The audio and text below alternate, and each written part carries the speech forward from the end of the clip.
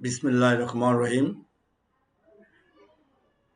কি বলবো, অনেক কথা মনে পড়ে যায়, তাই একটা একটা করে আমার যে পয়েন্টগুলি বলছি।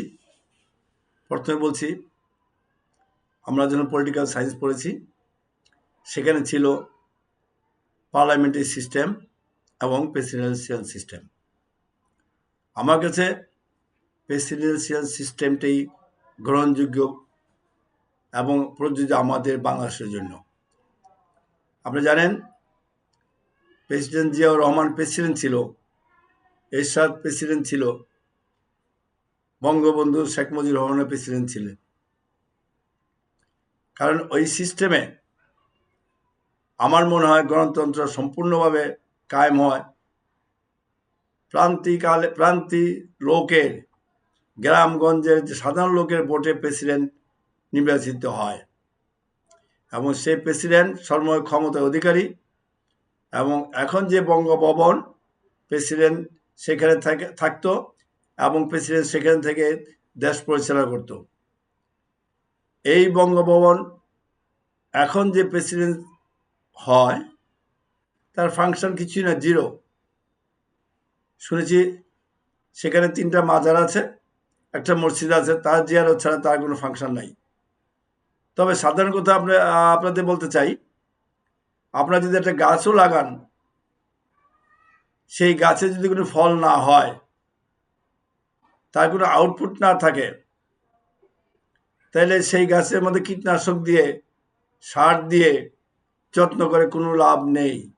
তাই সেই গাছ মাসে কেটে ফেলে। আর যেই বঙ্গভবনে প্রেসিডেন্ট, বর্তমানে পার্লামেন্টারি সিস্টেমে যে প্রেসিডেন্ট, তার ফাংশন জিরো। সুতরাং তার পিছনে লক্ষ লক্ষ কোটি কোটি টাকা খরচ করে কি বেনিফিট এই গরিব দেশের, তা আমি জানি না। এবং প্রত্যেকেই দেখছি প্রেসিডেন্ট হলেই ছেলে পেলে নাতি পুতি নিয়ে যেমন স্বর্গে চলে গেল, সেখানে আরামায়েশে 5 বছর থাকা যায়। অথচ বাংলাদেশের জনগণ ট্যাক্সের টাকায় দেশ চলে, কোটি কোটি টাকা খরচ করে যেই বঙ্গভবনে প্রেসিডেন্ট থাকে, তার দিয়া আমাদের কি উপকার হয়, দেশে কি উপকার হয় তাকে দিয়ে? তার তো কোনো ক্ষমতাই নেই। সুতরাং এই সিস্টেমটা কোনোভাবেই গ্রহণযোগ্য নয়। এই জন্য আমি বলি, presidential system is very perfect system for Bangladesh. যার ফলে আমাদের জিয়াউর রহমানও প্রেসিডেন্ট ছিল, প্রয়াত খালেদা জিয়াও চেয়েছিল প্রেসিডেন্সিয়াল সিস্টেম, কিন্তু পার্লামেন্টারি তাদের ভোটের জন্য সে পারে নাই। কারণ এখন হলো যে সংবিধানে কি লেখা আছে, সংবিধানে 50-60 বছর আগে সংবিধান লেখা হয়েছে। আসুন আমরা সেই সংবিধান চেঞ্জ করি। আমাদের খালেদা জিয়াও বলে গেছিল, যদি জনগণের সরকার আসে তাহলে এই সংবিধান ছিঁড়ে ফেলে দেব। তো এখন তার ছেলে আমাদের মাননীয় প্রধানমন্ত্রী, সে ক্ষমতা আছেন, সেই সংবিধানকে ছিঁড়ে ফেলে দিয়ে সংবিধান নতুন করে আপডেট করেন। এখন দুনিয়া পৃথিবী সব আপডেট হচ্ছে।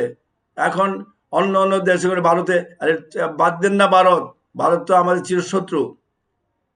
ভারতে কি আছে না আছে দেখার ব্যাপার না আমাদের। আমাদের দেশ কিভাবে চলে, কোন সিস্টেমে চলে, সেই সিস্টেমে আমাদের অবলম্বন করতে হবে। কারণ কোটি কোটি টাকা খরচ করে এই বঙ্গভবন কোনো কাজে আসে না। তাই প্রেসিডেন্ট সিস্টেম করুন, জনগণের ডাইরেক্ট ভোটে প্রেসিডেন্ট নির্বাচিত হবেন এবং সেই প্রেসিডেন্ট গিয়ে দেশকে সুষ্ঠুভাবে চালাবে এবং সে জনগণের কাছে দায়বদ্ধ থাকবে। কারণ আমি দেখেছি পলিটিক্যাল সায়েন্সে, আমরা তো ছাত্র ছিলাম, পার্লামেন্টারি সিস্টেম এবং প্রেসিডেন্ট সিস্টেমের মধ্যে আমি প্রেসিডেন্ট সিস্টেমকেই বেশি গুরুত্ব দিই এবং তাই মেরিটগুলি প্রেসিডেন্ট সিস্টেমই বেশি এবং ভালো। এবং তাই নয়, আরও কিছু আছে যে বর্তমান সরকার করছেন। বিসিএস ক্যাডারভুক্ত লোক দিয়ে সচিব করা হয়। এখন দেখছি বিএনপি করলে যাকে তাকে সচিব বানানো যায় এবং দ্বৈত নাগরিক যে ব্যক্তি, তাকেও মন্ত্রী বানানো যায়।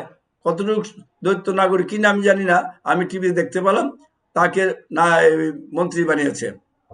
জানি না কতটি সত্য কতটি মিথ্যা। বিসিএস ছাড়াও সচিব হওয়া যায় দ্বৈত নাগরিক হলে মন্ত্রী হওয়া যায়। এই দেশে কিভাবে সুষ্ঠু নীতিবান মানুষ বাস করবে, সুষ্ঠু গণতন্ত্র কায়েম হবে, আমি বুঝতে পারি না। তাই অনুরোধ করব যে যাই করুন একটু ভেবেচিন্তে করুন। জুলাই সনদকে স্যালুট দেন এবং জুলাই সনদ ভাবে যে আপডেট সংবিধান, সেই জুলাই সনদই আপডেট সংবিধান। কারণ 2 বছর যাবৎ যেই সংবিধান, যে জুলাই সনদ সৃষ্টি করা হয়েছে, সেটা আপডেট সংবিধান। সেটা গ্রহণ করে সিগনেচার করে দেশ পরিচালনা করুন। কিছুটা করবেন, কিছুটা করবেন না, এটা তো হয় না। এটা কিন্তু খেসারত দিতে হবে আজকে না হয় কালকে। সুতরাং খেসারত দেওয়ার আগেই সতর্ক হয়ে যান এবং প্রয়োজন পড়লে আমাদের নেত্রী বেগম খালেদা জিয়ার যে সংবিধান ছিঁড়ে ফেলে নতুন করে আপডেট সংবিধান লেখেন, কোনো সমস্যা নেই। কিন্তু দেশকে সঠিক পথে চালান, সুন্দরভাবে চালান। আপনি ভালো করলে আপনাকে স্যালুট দেব। এবং এখন যে বিরোধী দল, তাকেও আমি খুব প্রশংসা করি।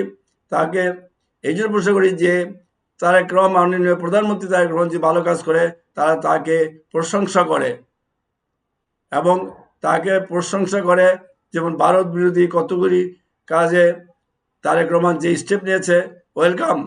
এভাবে চললে দেশ এবং মক্কা চুক্তি, চায়নার সাথে চুক্তি, আমাদের এখন চায়নার সাথে চুক্তি হতে আমাদের অনেক উপকার হয়েছে।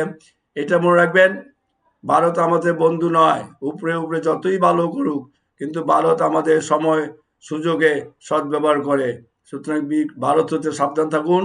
বাংলার জনগণ, বাংলার মানুষকে ভালোবাসুন এবং প্রেসিডেন্ট সিস্টেমে অগ্রসর হলে আমার কাছে এটা ভালো লাগে। এই জন্য আমি বলছি যে প্রেসিডেন্সিয়াল সিস্টেম করুন। জনগণের কাছে দায়বদ্ধ থাকবেন, জনগণ ডাইরেক্ট প্রেসিডেন্ট নির্বাচিত করবে। সেভাবে হলে দেশ সুন্দর ভালোভাবে চলবে বলে এটা আমার ধারণা। এটা আপনারা বিবেচনা করতে পারেন। এই বলেই আমি আজকে শেষ করছি। খোদা হাফেজ।